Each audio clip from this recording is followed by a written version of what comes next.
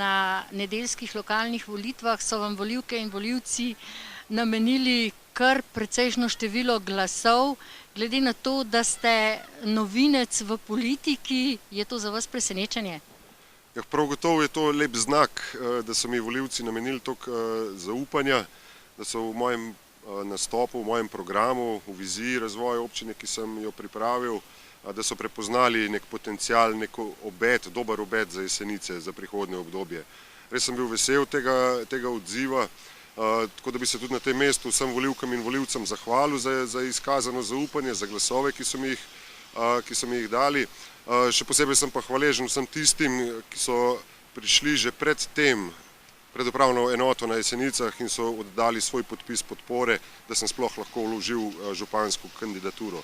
Že ta odziv, prvi odziv teh volivcev, ki so mi prispevali svoje podpise, je pokazal, da si Jeseničani, Jeseničanke, da si želijo nov obraz na vrhu občine Jesenice in tudi zdaj rezultat v prvem krogu je to potrdil. Jaz se zdaj nadejam, da bo tudi v drugem krogu, da bojo volivci prišli na volitve, da bodo razmislili in izbrali svojega kandidata. Jaz pa verjamem, da bom uspešno nadaljeval tudi kampanjo in da mi bodo naklonili zaupanje in da bom lahko občino Jesenice popeljal v prihodnje obdobje. No, je bila za vas težka kampanja ves mesec, ko ste zbrali toliko in toliko glasov? Ja, lahko rečem, ja, da je bilo kar naporno. V primerjavi z drugimi kandidati sem bil v lokalnem okolju, čeprav sem bil novinar, nekoliko manj poznan in sem že rekel to, da sem štartal praktično z ničle.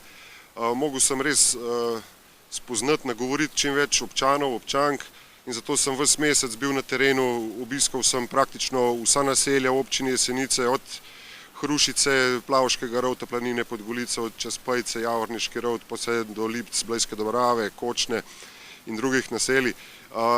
In ja, jaz mislim, da je bil prav ta pristop, torej da sem osebno nagovoril čim večje število volivcev, tisti recept, ki mi je prinesel zdaj uspeh v prvem krogu.